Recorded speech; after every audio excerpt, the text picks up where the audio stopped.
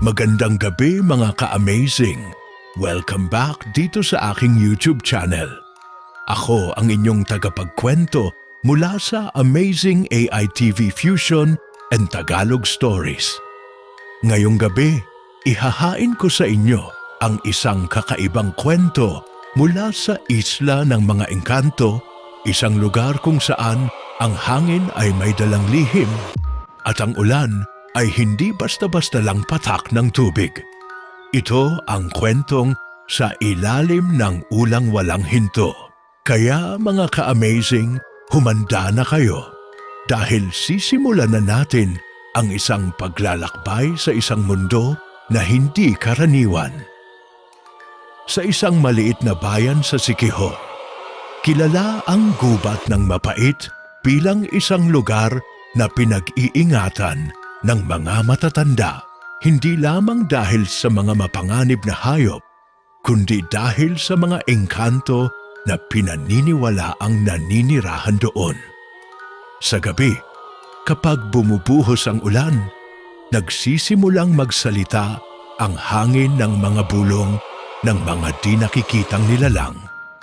Dito, naninirahan si Aling Rosa, isang albularyo na may mahabang puting buhok at mga mata na tila nakakakita ng higit pa sa karaniwan. Siya ang tagapag-ingat ng mga sikreto ng bayan.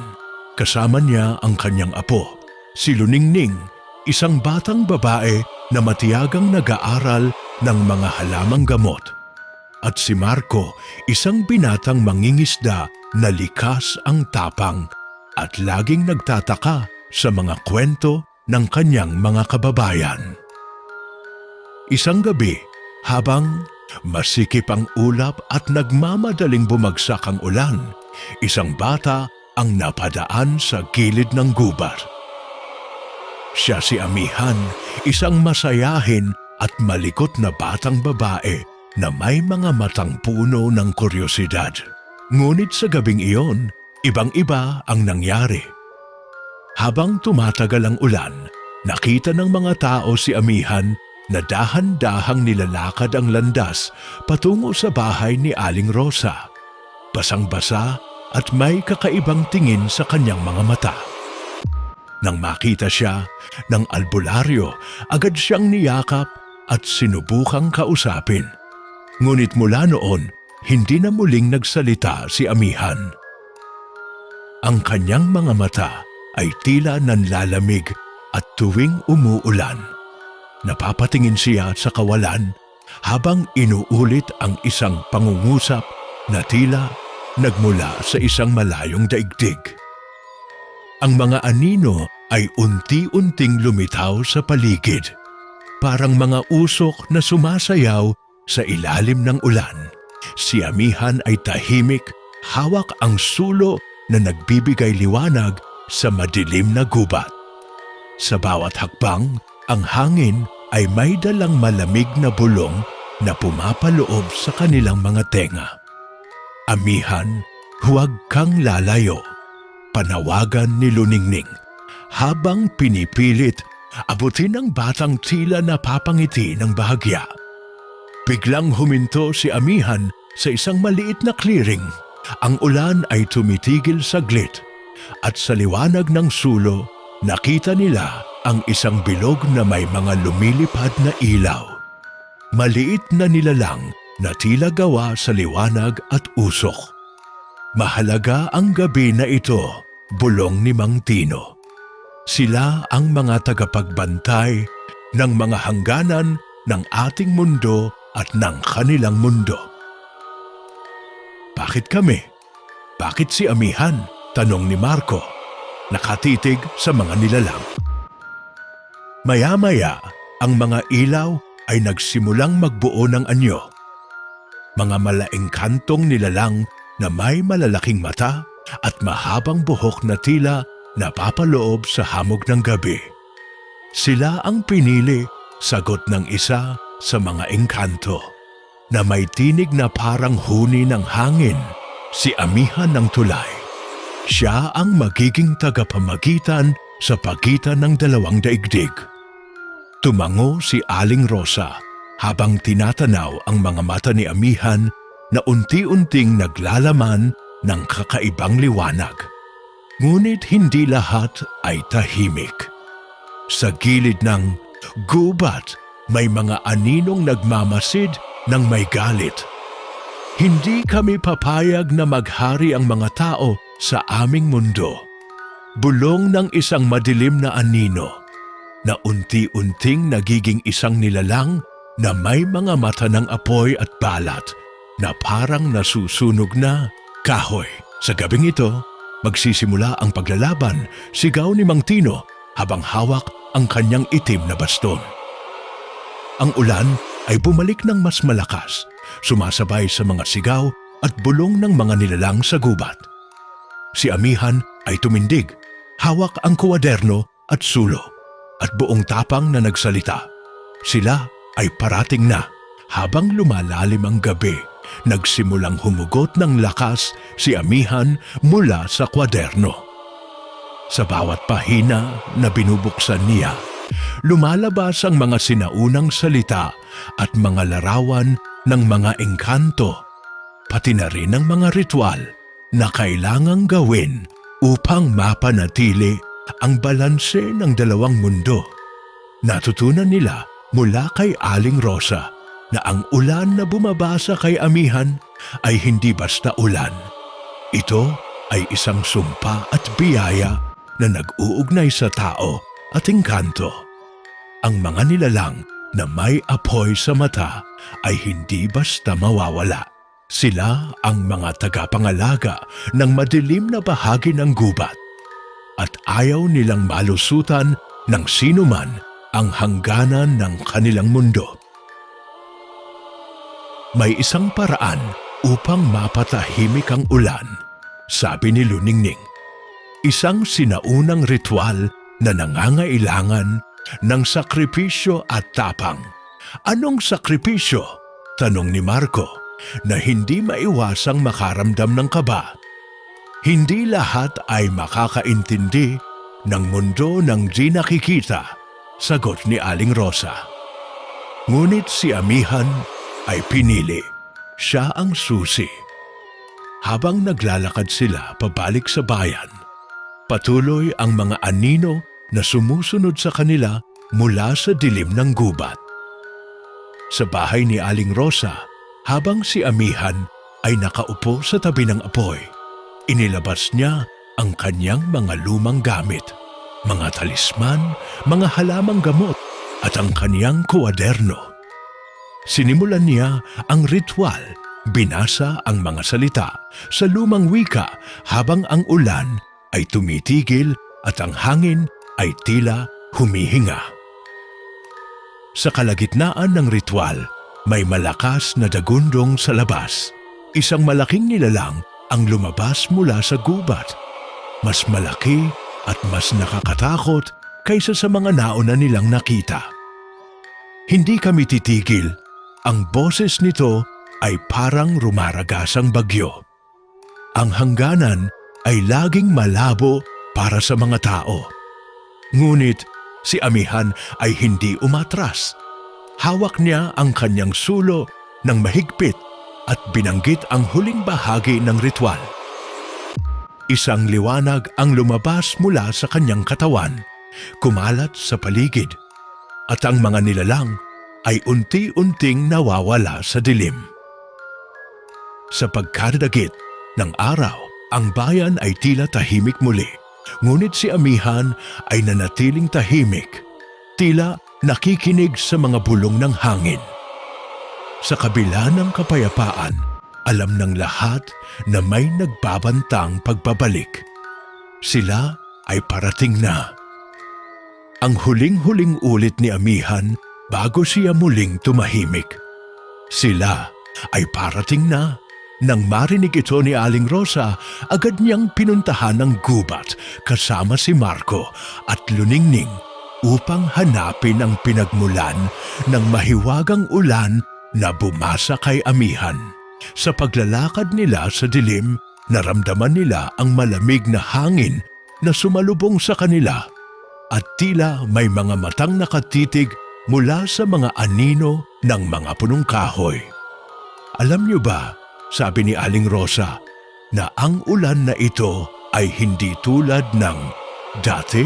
Ito ay ulan mula sa mundo ng mga engkanto. Isang ulan na nagdadala ng kanilang mga lihim sa ating mundo. Nilingon ni Marco si Luningning. Ano ang ibig sabihin noon, Lola? Sila na ba ang mga engkanto na sinabi ni Amihan? Hindi lang mga engkanto, Marco, sagot ni Aling Rosa, kundi ang mga nilalang na matagal nang nagtatago sa pagitan ng ating mundo at ng kanilang kaharian. Sila ang mga di nakikita na dumadalaw tuwing ulan, naghahanap ng mga pintuan patungo sa ating mundo. Sa gabing iyon, habang ang ulan ay bumubuhos ng walang tigil, may mga aninong dumadako sa kanilang paligid at ang mga bulong ay naging mas malinaw. Sila ay parating na. Sa susunod na araw, hindi lamang si Amihan ang nakaramdam ng kakaibang pagbabago. Nagsimulang magkwento ang mga bata sa bayan ng mga engkantong naglalakad sa tabi ng mga kalsada tuwing uulan. May mga nagsabing nakita nila ang mga maliliit na ilaw na parang mga alitap-tap na kumikislap sa madilim na gubat. Lumapit si Luningning kay Aling Rosa at sinabi, Lola, ano ang gagawin natin para kay Amihan? Paano natin mapipigilan ang mga ito? Ngumiti si Aling Rosa ngunit may halong lungkot. Ang mga engkanto ay hindi basta mapipigil, Apo. Kailangan nating alamin kung ano ang layunin nila sa pagdalaw na ito. At higit sa lahat, kailangan nating protektahan si Amihan, isang matandang lalaki ang sumulpot mula sa kalsada. Si Mang Tino, ang tagapag-ayos ng bangka, kilala sa pagiging mapagmatsyag at may malalim na kaalaman sa mga alamat ng lugar. Aling Rosa, sabi niya, hindi ito basta ulan. Ito ay tanda ng pagbabalik ng mga engkanto mula sa kanilang mahahabang pagtulog. Sinasabi ng mga matatanda na kapag ganito ang ulan, may mangyayaring hindi inaasahan sa bayan.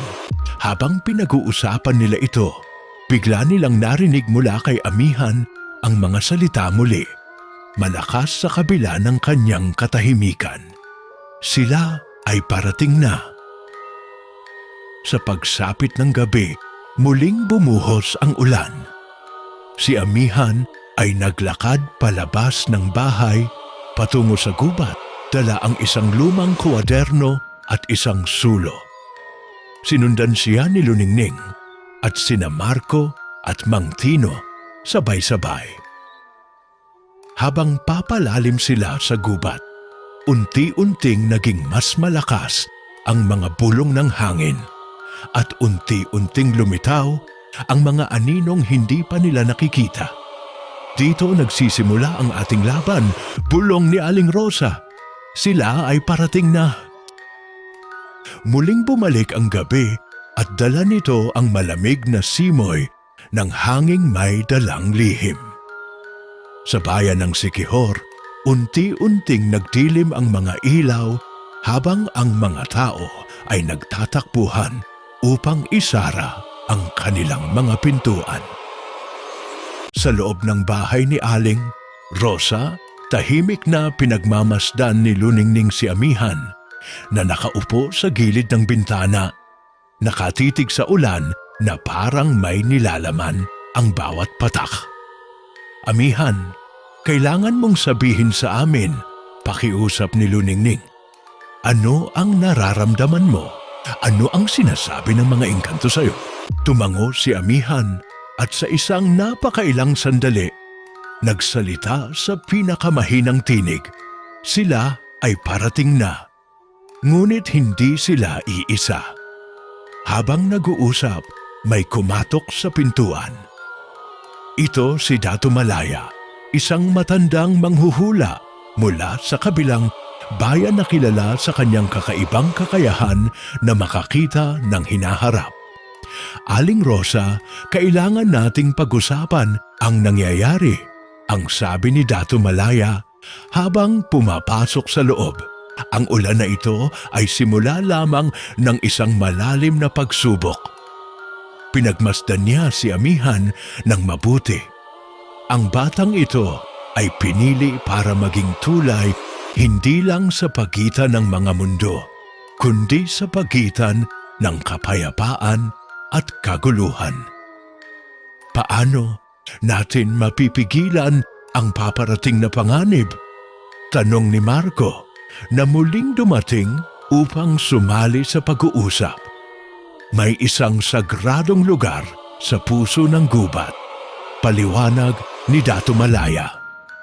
Doon matatagpuan ang puno ng aninong walang hanggan. Ang punong iyon ang tagapag-ayos ng hangganan ng mundo natin at ng kanilang mundo. Kapag ito ay nasira, ang mga engkanto ay malaya na pumasok sa ating mundo. Nagkasundo silang pumunta sa gubat kinabukasan upang hanapin ang punong iyon. Ngunit may isang bagay na dapat nilang tandaan. Hindi sila ang nag-iisa. Sa pagsapit ng umaga, sumama sila sa paglalakbay papunta sa gubat. Si Amihan, bagaman tahimik, ay tila mas matatag at mas malakas kaysa dati. Habang naglalakad, narinig nila ang mga tunog ng mga nilalang. Sa paligid, mga halakhak, bulong at mga yapak na nagmumula sa anino. Dito, nagsisimula ang tunay na laban, sabi ni Aling Rosa. Bigla, may lumitaw na isang pangkat ng mga nilalang.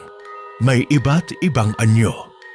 May mga mabait na duwende na may mga pakpak na kumikislap sa liwanag at may mga nilalang na may madilim na balat at naglalabas ng usok mula sa kanilang mga palad. Hindi namin kayo pahihintulutan, sigaw ng isang nilalang na tila pinuno ng madilim na pangkat. Tumayo si Amihan, hawak ang kanyang sulo at ang kwaderno.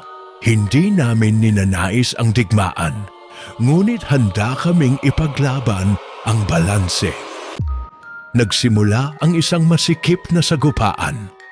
Mga ilaw na nagsabog sa dilim, mga sigaw ng mga engkanto, at ang mga awit ng mga albularyo na nagsusumikap mapanatili ang kapayapaan.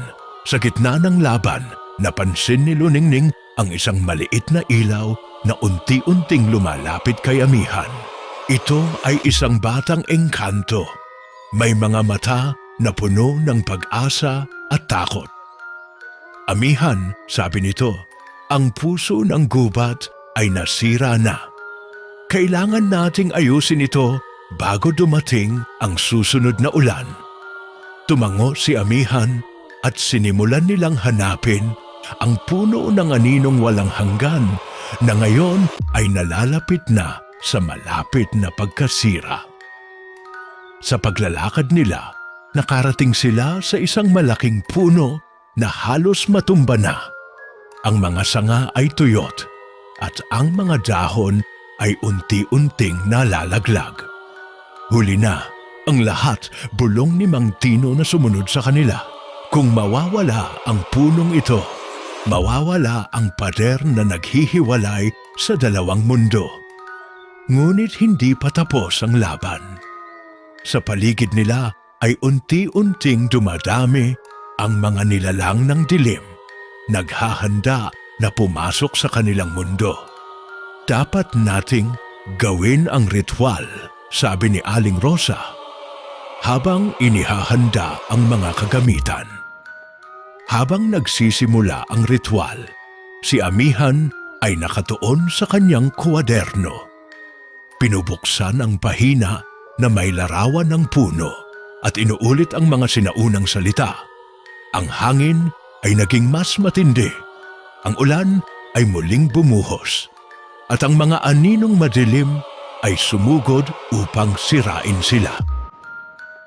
Ngunit sa huli, Isang liwanag mula sa puso ni Amihan ang bumalot sa puno at unti-unting bumalik ang buhay nito. Hindi pa tapos ang gabi at si Amihan ay muling tumingin sa langit na parang nakikita ang mga lihim ng ulan. Sila ay parating na. Ang huling salita niya habang unti-unting sumisilip ang bukang liwayway. Habang unti-unting sumisikat ang araw, naramdaman ni Amihan ang kakaibang pag-igting sa hangin. Sa paligid ng bayan, may mga aninong naglalakad ng tahimik, mga matay, nagliliyab sa dilim ng umaga. Nagtipon-tipon sina Aling Rosa, Luningning, Marco, Mang Tino at si Dato Malaya sa maliit na plaza sa gitna ng bayan. Hindi pa tapos ang laban, sabi ni Dato Malaya. Ang ulan na walang hinto ay tanda pa rin ng malapit na pagdating nila. Sa likod nila, si Amihan ay nakatitig sa gubat. Hawak ang kwaderno at sulo. Kailangan nating alamin kung sino talaga ang sila na parating na. Bulong niya. Mabilis na nilakad ni Marco papalapit sa punong kahoy na naging sentro ng kanilang ritual. Lola Rosa, may mga kwento pa ba kayo tungkol sa mga engkanto? Baka may mapulot pa tayong kaalaman. Ngumiti si Aling Rosa. Marami pang lihim ang gubat na ito. Ang mga engkanto ay hindi lang mga nilalang na mabait o masama. Sila ay tagapangalaga ng balanse. Ngunit may mga puwersa ring nais sirain ang balanse para sa kanilang sariling kapangyarihan. Ang mga aninong may apoy sa mata, sila ang mga tagahari ng dilim. Matagal silang nakipagdigma sa mga engkanto ng liwanag, paliwanag ni Mang Tino. At ngayon, muli silang bumabalik. Sa pagsapit ng gabi, nagsimula ang isang matinding pag-ulan. Muling nakaramdam si Amihan ng kakaibang lamig. Sa dilim, may mga aninong nagmumula sa gubat, mas malalaki at mas madilim kaysa dati. Hindi kami magpapatalo, sigaw ng mga nilalang ng dilim. Ito ang aming daigdig din. Hindi naglaon, isang napakaliit na engkanto ang lumapit kay Amihan. Siya ay may pakpak na kumikislap ng gintong liwanag. Amihan, ikaw ang huling pag-asa namin. Dapat mong gamitin ang kapangyarihan ng kwaderno upang ibalik ang kapayapaan. Ngunit si Amihan ay nag-alinlangan. Paano ko gagawin yan? Paano ko mapipigilan ang mga puwersa na hindi natin lubos na nauunawaan? Sumagot ang engkanto, may lihim sa kwaderno. Ngunit kailangan mong hanapin ang mga pahina na nawawala. Sa gabing iyon, nagsimula si Amihan sa isang bagong paglalakbay. Ang paghahanap sa mga nawawalang pahina ng kwaderno sa pinakamalalim na bahagi ng gubat. Habang naglalakad si Amihan sa madilim na bahagi ng gubat, naramdaman niya ang mga matang sumusunod sa bawat galaw niya. May mga boses na bumubulong sa hangin, mga tinig ng mga engkanto at anino. Dahan-dahang binuksan ni Amihan ang kwaderno. Sa bawat pahina, may mga simbolo at larawan ng mga nilalang na matagal nang nakalilimutan. Biglang lumitaw si Luningning at Marco sa tabi niya. Hindi ka nag-iisa, Amihan, sabi ni Luningning. Hahanapin natin ang mga nawawalang pahina at ipagtatanggol ang bayan. Sa kalagitnaan ng gubat, nakita nila ang isang maliit na kuweba. Sa loob nito, may isang ilaw na nagliliwanag ng hindi karaniwan. Dito siguro ang mga nawawalang pahina, bulong ni Marco. Habang papasok sila sa kuweba, naramdaman nila ang pagbugso ng malamig na hangin. isang malaking aninong may mga mata ng apoy ang sumalubong sa kanila. Hindi ninyo maiiwasan ang takdang na ito, wika ng nilalang. Ang kwaderno ay magiging tulay sa pagitan ng buhay at kamatayan. Hindi kami matatakot, sagot ni Amihan habang hawak ang sulo at binuksan ang kwaderno. Gagamitin namin ito upang iligtas ang lahat. Sa loob ng kuweba, habang tinatanaw nila ang mga lumang pahina, bigla silang nilunod ng isang liwanag na pumuno sa lahat ng sulok. Ang mga pahina ay nagsimulang magsalita, naglalabas ng mga kwento at mga sinaunang awit. Habang nagbabasa si Amihan, unti-unting naramdaman niya ang pagbalik ng kapangyarihan. Ang mga anino ay unti-unting nawawala sa paligid. Pinapalitan ng mga liwanag na kumikislap. Ngunit sa kabila nito, may naramdaman silang isang mas matinding panganib. Isang puwersa na hindi pa nila nakikita, na mas makapangyarihan kaysa sa lahat ng kanilang nakaharap. Nakikita ko ang isang madilim na anino na unti-unting lumalapit sa atin. Bulong ni Luningning. Tayo ay hindi pa handa, sabi ni Marco. Ngunit si Amihan ay determinado na harapin ito. Kahit ano pa man, hindi kami titigil hanggang sa maprotektahan ang bayan at ang dalawang mundo. Muli silang lumabas ng kuweba, dala ang mga nawawalang pahina. Ang ulan ay humupa na, ngunit ang gabi ay puno pa rin ng mga lihim. Sila ay parating na. Ang mga salita ni Amihan ay bumabalot sa hangin, naghahanda sa mga susunod na pangyayari. Habang lumalalim ang gabi, dumaloy ang malamig na simoy ng hangin mula sa gubat. Sa bahay ni Aling Rosa, sama-sama silang nagtipon.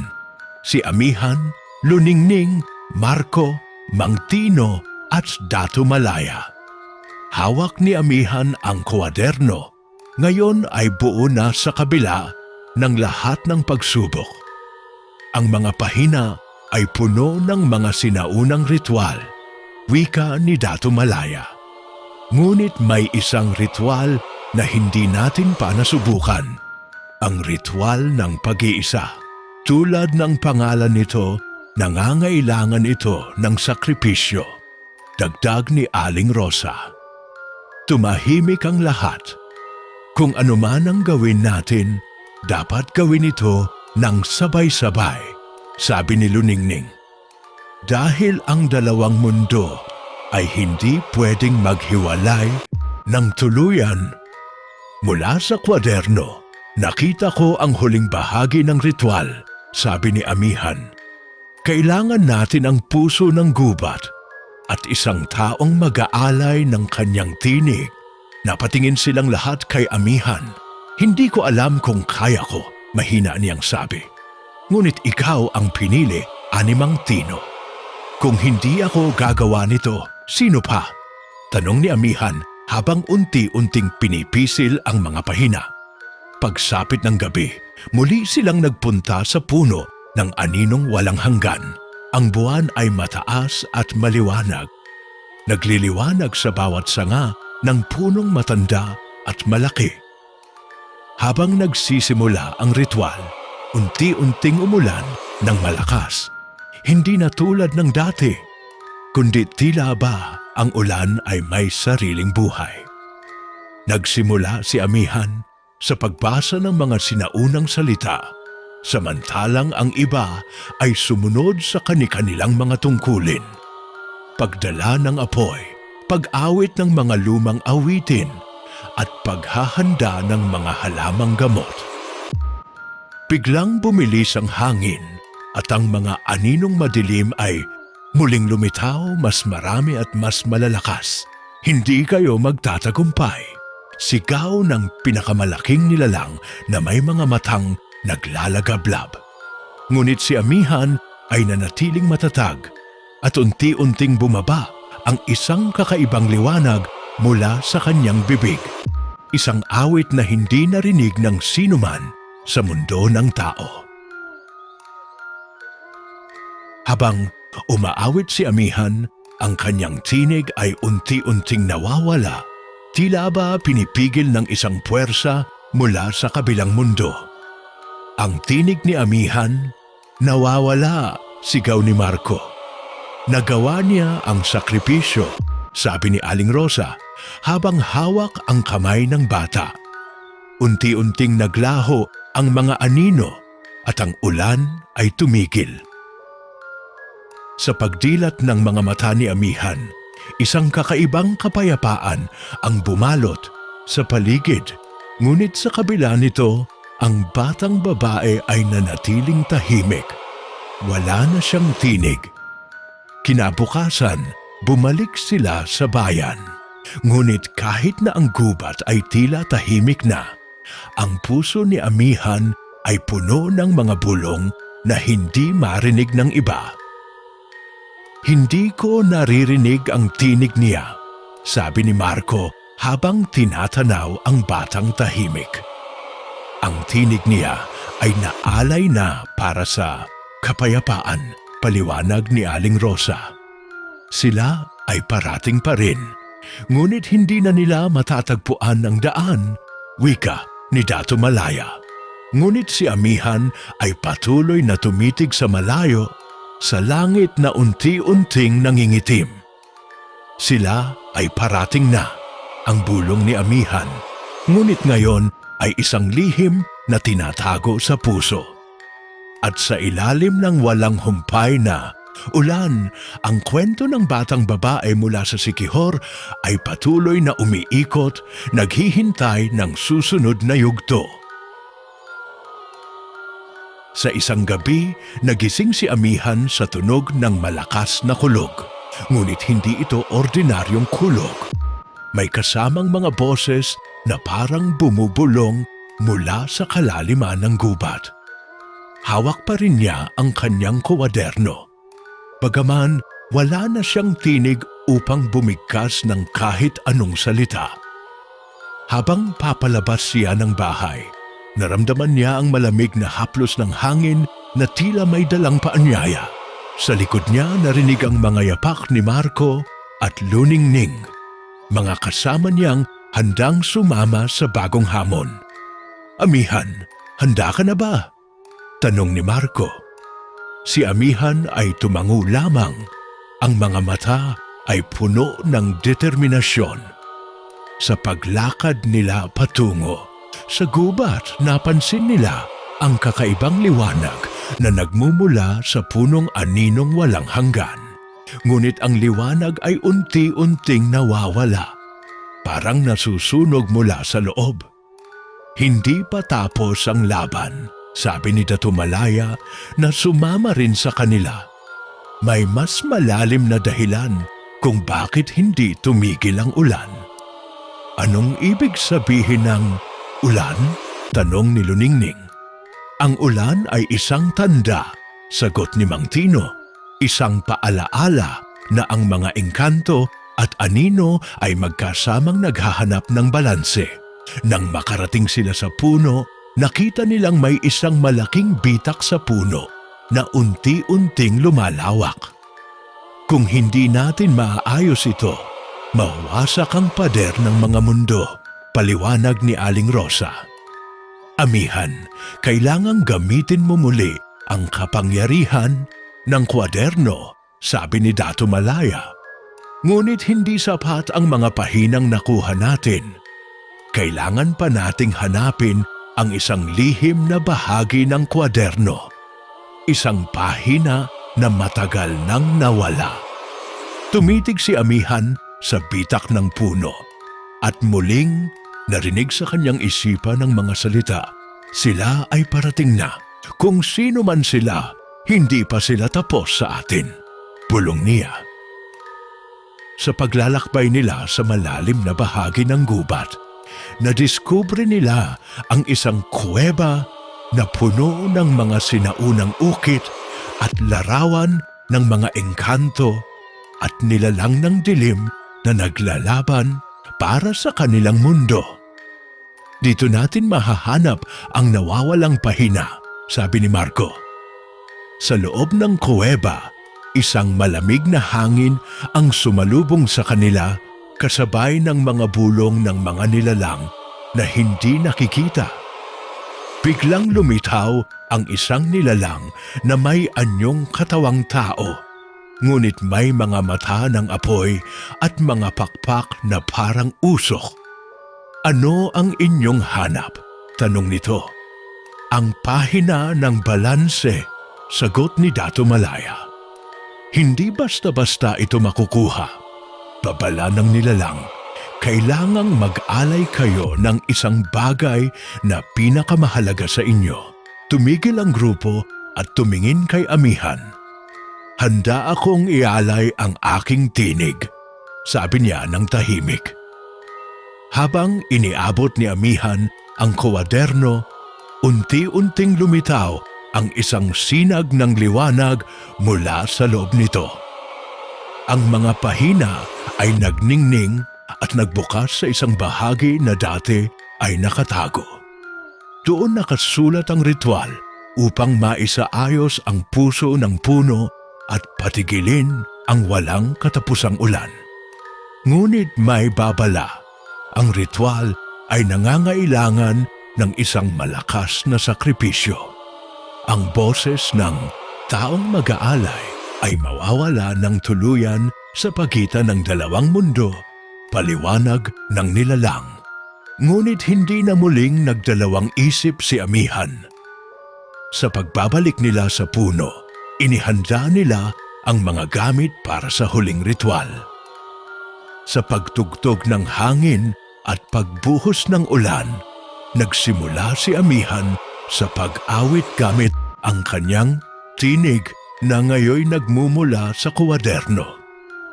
Habang lumalakas ang kanyang tinig, ang mga aninong madilim ay unti-unting nawawala at ang puso ng puno ay nagliwanag. Ngunit sa huli, nang matapos ang awit, muli nang nawala ng tinig si Amihan. Ngunit ang balanse ay naibalik at ang ulan ay humupa. Sa umaga, habang nagliliwanag ang araw, napansin ng mga tagabayan na ang gubat ay mas maliwanag at mas buhay. Ngunit si Amihan ay tahimik pa rin, hawak ang kwaderno at naglalakad sa tabing dagat. Sila ay parating na, ang bulong na hindi na narinig ng iba. Ngunit sa puso niya ay isang babala pa rin. Sa paglipas ng mga araw, unti-unting bumalik sa dati ang buhay sa Siquijor. Ang mga tao ay masayang naglalakad sa paligid ng gubat. Ang mga ibon ay mas malakas kumanta at ang araw ay mas maliwanag sa bawat dapit hapon. Ngunit si Amihan ay nanatiling tahimik, nakasilip sa bawat ulap na dumadaan sa langit. Ang mga mata niya ay tila nagmamasid sa isang bagay na hindi nakikita ng iba.